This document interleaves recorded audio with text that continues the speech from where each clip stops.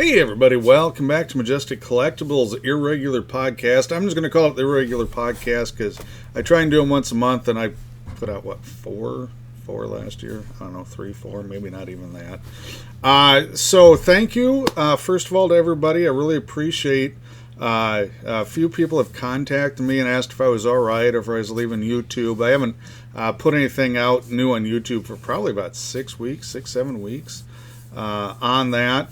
And nothing's going on. Actually, there's two reasons. The main reason is I haven't done anything. It's been really super slow. I haven't bought any collections.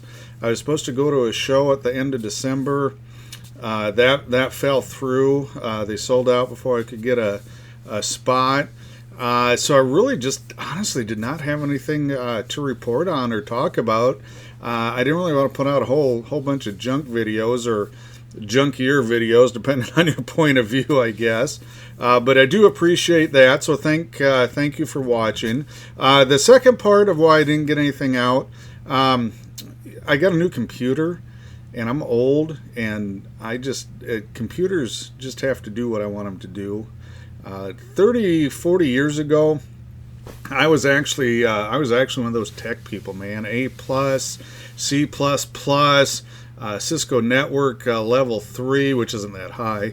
I was writing some programming. I mean, I was really into it, and just figured out I hated it. I don't know how else to put it. It was such a drudge doing that all the time, so I quit. Haven't looked at it since. So my wife, who is a IT specialist for a Fortune 500 company, been there I think 24 years or something like that. So the whole system here is, hey, my computer doesn't work, hon. She's like, what's wrong with it? I'm like, no. Then I go watch TV or play video games until she fixes it. And evidently she got tired of doing that. So I got a new computer right after Thanksgiving, and I'm still learning that. It moved to Windows 11, which surprisingly is better than 10 now. I don't think it was. I don't know. So I'm still learning to use it. So this is actually on my old computer. It's not hooked to the internet anymore, but it was just sitting on the floor. I don't know what we were going to do with it, so I just set it up and thought, well, I'll record a podcast. So that's it. So nothing going on really on collections, and I got a new computer, and I'm still trying to figure out how to work all that. So we'll see how that goes. Hopefully well. So the big thing I wanted to talk about, there's two things today I wanted to talk about. I don't know if I'll get to both of them. I don't want this video to get super long, so we'll see what happens. It might get split into two. And the first thing is just the state of collectibles now that 2024 is in the rearview mirror. Today is, let's see, January 14th, 2025. It's a balmy 7 degrees out. That's the high today, folks. It was -1 this morning. There's no wind chill involved with that. The second thing I wanted to talk about was the kind of the state of the sales, which is kind of the way of saying eBay without saying eBay, although there is more to it than that. So we'll see. They're kind of intertwined. So we might get it all covered in this video. We might not. But I want to start out with the collectibles industry in general. Just today, now I don't know when this happened, but I just found out about it maybe an hour ago, that Diamond Comics Distribution is filing for Chapter 11 bankruptcy. Now, I used to have a brick and mortar store a long time ago, and I worked with them in Capital City Distribution. So I've kind of seen the inside of that part of the industry, running the traditional brick and mortar stuff, which is why I don't do it now. I got to tell you that. I got out of that. But anybody that's been involved with this is not shocked by it. We talked a little bit last year that I thought there's going to be some comic stores really struggling by the end of 2024 and may not be here by the end of 2025. I still think that's the case on that. And part of it's the economy. There's absolutely no doubt. I got $5 eggs here. For a dozen eggs, it's $5. Pound of butter is $5. Pound of hamburgers is $5 to $6. So $20 bill will not feed a lot of people anymore at the grocery store. So that is certainly a part of this. But the bigger part of it is this: the print industry, the print comics, American stuff anyway, has been heading downhill for, honestly, guys, the late '90s. Maybe even before that. I mean, there was a couple Marvel bankruptcies in there. Heroes World got bought out and tanked, and I mean, it's never really kind of bounced back in any big form. And the big part of this is they're just not very good. I think you get some fantastic covers. I mean, the covers have nothing to do with the story, but you get a fantastic pinup covers and things like that are your favorite characters, but that's been run into the ground. You get 5 or 6 or 10 different variant covers. That's been run into the ground. You get, 22 pages for $5? I mean, that's not a bargain, guys. I mean, they're pretty to look at. But the substance there, the writing, I guess the constant reboots on the universe. So anybody that's followed that comics industry, I think there's more bad news to come. And that's just one segment of the collectibles, and that's modern stuff, and I honestly don't deal with that super new stuff. So it's not going to affect me directly right now. 5 years from now, if things really go south and people aren't buying comics anymore, it is going to affect me, because I deal in back issues, and is there anybody going to be buying back issues? And that's part of what I wanted to talk about. So the collectibles as a whole, so for me, collectibles, this is what I'm talking about, because I don't sell everything. So I've got comics, okay, I've got some movie posters, got model kits, which those are pretty much modern, a lot of Gundam stuff, things like that. I don't deal a lot with trading cards, but I do have some non-sport stuff, a little bit of Pokemon, but mainly your movie, TV, collector cards from the 80s and older. And what else to do with magazines? Old magazines, the old heavy metal, the old horror sci-fi magazines. Not too much pulps anymore. I just cannot get a collection of them, and I don't know if it would. I don't know if it'd do well or not. And some miscellaneous stuff that comes with the States. And overall, everything has declined. Now, this is interesting because somebody's screaming at the TV right now and saying, oh, Pokemon is so hot. Well, new Pokemon is stupidly hot. And the last couple shows, the last 2 weekends, and they were trying to sell unopened Pokemon packs, and I'm talking stuff made in the last, probably 6 months, but certainly within the last year, and they're asking like $14 a pack for them. I mean, I have seen some stupid fast price increases, particularly on sports trading cards. I'm not sure I've seen anything like this, and that's a little scary because it is way out of control. The main set. The booster set that's coming out in March for Pokemon, I don't know, my kids know it, they're fans. That's sold out, hasn't even been released. It's two months before it was released, and instead of going for like $150, $130 a box, people are asking over $300 for pre-ordered product. And and new stuff starts going 2 to 3 times. I don't know, man. Not the sign of a healthy market. I think that's going to crash and burn and flame out. What's interesting there, though, my point is the older Pokemon, the vintage, the base unlimited, and even some of the fossil stuff, some of the Team Rocket, little to no interest here. I mean, if you got a shadowless Charizard worth a few thousand, well, several thousand, yeah. Nobody's going to buy it, but there's interest, right? Every ooh and ah, whatever. But just the commons, rares, non-hollows, even some of the hollows, depending on the character, nobody's kicking down my door. They all want Pokemon cards made basically within the last 18 months. That's what everybody's trying to pull. Secret rares, reverse hollows, stuff like that. So that's interesting and a little bit, like I said, I just can't see that lasting. Comics, so vintage comics, and by vintage, I'm talking probably Copper Age, so 1980, let's just say 85 and older.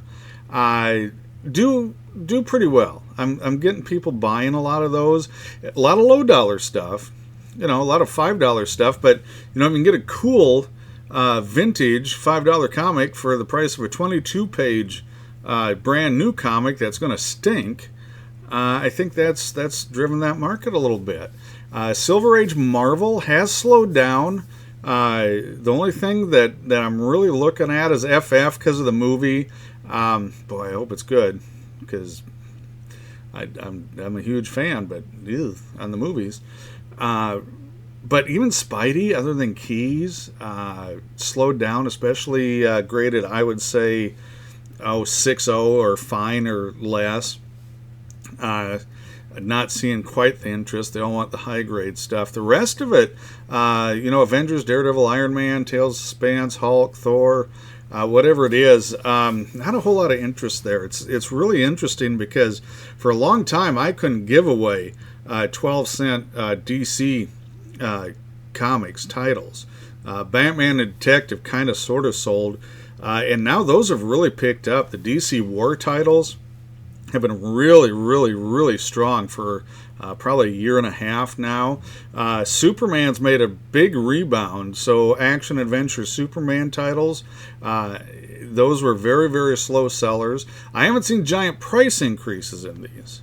So I'm not saying the prices have jumped, but the interest, so people are buying them again. So that's really nice. Jimmy Olsen, Lois Lane, a couple issues here and there. First Dark Side and that werewolf issue for Jimmy, and then the Lois where she goes in and transforms into a black woman in the phone booth kind of thing cover.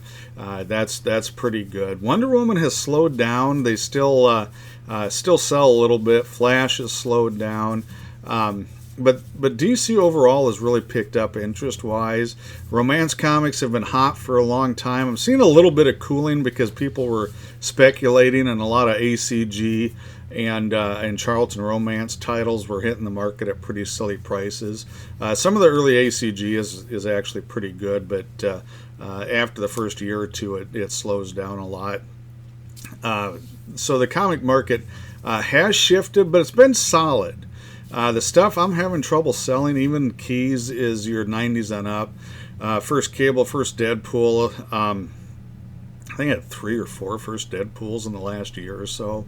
And they did sell, but they did not sell at a super high price. They just were not en fuego at all anymore. So there's interest there, but it better be a 9.8. Because I had a couple, I think I had a 9.6, I believe, in one of them, and they've slowed down. I think the spec on the CGC stuff has really crashed and burned on that. Magazines is pretty much the same. It depends what the cover is on the heavy metal and who's inside the sci-fi horror along with the cover art on that. So very steady. Nothing exciting there. Movie theater posters. Again, steady, kind of like the magazines. There's some really good ones, don't get me wrong, but you don't usually get like dozens of those, right? So it's a lot of run-of-the-mill stuff, but very steady sellers. And if you do get a good one, especially early 80s horror, late 70s horror, some Blue Moon stuff, it can do really, really well, a few $100. Otherwise, the average price is probably like $15 for most of those. But I've sold a lot, so that's kind of the case there. Everything else, the Gundam kits have been pretty strong. It's really driven, I think, by Netflix right now. In fact, even if you look at the new Bandai Gundam kits, if you're into that. They will actually have the Netflix logo on the front of the box. I've never seen them like cross advertised like that before. So that's really cool. But it's definitely being driven by streaming, I think, in a lot of cases. And it does sell. They're not a high markup item. I wish I could say that, I was making a killing on it. But if you sell $20,000 worth of model kits in a year, after cost and cost inventory and everything, you probably made $6,000 to $8,000 profit. So it's not and that's the problem with a lot of these newer collectibles. You don't get some massive return on them. Comic shops, even with a massive discount, don't make a ton on new comics. Because you've seen, you walk in the comic store and you see how many copies haven't sold, and that's all money sitting on the shelf. So, you might sell, 100 Wolverine, which is great, and then the next title next 5 titles, you may not, sell anything more than 1 or 2 copies, and you got all this other stuff sitting there. So, that's just a little nitpick or inside look on the modern retailing. Overall, though, my sales, and this is kind of going to lean into the eBay here thing. I want to check my time. It's not horrible. So overall, my sales were down. And if you did watch my 2 or 3 videos, podcasts from last year, I did note, I whined about that a lot, that my eBay sales in particular were way off. And my antique mall sales were probably off by under 10%. So actually really, really stable. I can't complain about that. My shows, my flea markets, I kind of lump all those together. Because of the flooding in northwest Iowa, 2 of my biggest shows of the year were absolute duds, which is understandable, when people's houses are literally floating down the river. Cars, boats, lawn furniture, houses. They got some bigger problems, but the bottom line is, ouch. The sales were off, 80 to 90%. Again, it's the way it is. Those folks have much more important things to worry about than buying a bunch of crap from me at a flea market. But what it resulted in is basically my show sales were down by about half, about 50%. And usually I can do average show season probably around 20 to 22,000 in gross sales, and I think I barely hit 10, so it's probably just a little over 50% off. But so it was not good. Internet sales. So here it is. Boy, I don't even know where to start with this. So, I was harping. There's about 4 months there I couldn't even get the time of day off of eBay. And I mean, the sales were dismal. It was late spring through almost the whole summer. So I would say middle of March till, probably right up close to September, to be honest with you. It was a really long, terrible dry spell. I don't know. We've talked about this before. I don't want to rehash that part. But the shorter version is my gross sales on eBay, this is just eBay, were down $28,000. And I know part of this is the economy, but when you can't sell something for about 4 months, eBay, I don't know, you don't care about me, and I get that. I do. I know you're not listening, but I mean, come on, man. You can't be doing that. And I'm going to be fine. Okay, so first of all, let me clarify this. I am okay. I've been doing this a long time, and I've seen downturns in the market. But the eBay situation, a lot of buyers and a lot of sellers, well, sellers mainly here, aren't in that good a position, and you're going to start losing. You're going to start losing people. You're going to start losing some really good sellers, because you start talking, money in those numbers, that all of a sudden is disappeared from your revenue stream, and you're trying to make, well, groceries, we talked about that earlier, car payments, you got kids in school, whatever it is, to have a $28,000 hole in your expected revenue, expected budget, ouch. Ouch. I don't know what else to say on that. So overall, my overall sales total for 2024, I'm doing math in my head quick, we're down, probably down about 37,000 total. So in other words, 2024 I had about $37,000 less sales overall than in 2023. And I don't know. I don't know what to make of it. It was an election year last year. The weather, oh my gosh! I mean, even now. I mean, I hope if you're on the any of the coasts, I hope you guys are safe. I never thought I'd ever live to see the day where the upper Midwest in winter is the boring weather report. I mean, yeah, it's been a little cold. We've had very, very little snow. A little bit of wind, but I mean a little bit, not like what's going on in California or with some of these other storms. So there's been a lot of what I would call distractions. So I know that does play a part of this. How big a part? Well, I don't know. You can't really know for sure.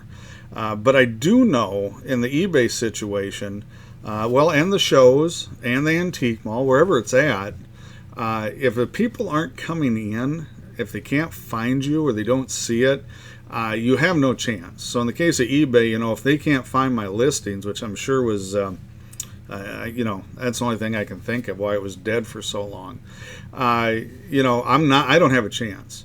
If people don't come to the shows, because what happened with the tornadoes and the flooding in northwest Iowa last year, it doesn't matter. They're not there, and I don't blame them for not being there. It's just if they're not there, you can't correct that. No matter what you do, if nobody's watching you or nobody's looking. So that's to me the scariest part of the market is that we're going to get some of these folks back. If somebody lost a huge collection, do they get frustrated? I don't know. That's going to play out. And with the weathers and the disasters and everything else going on right now, the election results, whatever side you're on, doesn't matter. A lot of people, I shouldn't say a lot of people, a lot of dealers I've been talking with all last year and I meet with, really thought after the election things were going to settle down. Because election years are weird in the best of circumstances. They're just kind of, I don't know, nothing. Not everybody's kind of just uptight, I guess, is the good way to put it. And I have not seen that. And I've been talking to some other dealers; they haven't seen it either. So things are still not quite settled with the election stuff so far, which is, I think, a bit unusual, to be honest with you. So we'll see. 2025, I'm hoping, is really boring. I got to be honest. I don't like the drama. I'm old. I don't want the drama. I don't want to deal with it. And hopefully, anybody watching or listening to this, like I said, I hope you're safe because there's a lot of drama out there right now. So what's going to happen 2025? I don't know. I don't think it's going to be great. I don't think it's going to be fantastic. Inflation is going nuts. The weather is wonky. And until people stop shooting at each other out in, Europe and other places, that's a big effect on that. So we'll just have to see. So we'll see what 2025 brings, and just kind of hope for the best. All we can do is keep finding this cool stuff, keep finding these collections, keep getting them listed, and I'm hoping hopefully I can get something bought fairly soon, get some more videos back up for that. So I think what I'm going to do is go ahead and stop this video, and we'll go ahead and talk about kind of the online component and gripes in another one here. I'll probably just turn around and film it right after this. So check that out, and hope everybody's safe and dry and warm, and thanks for watching.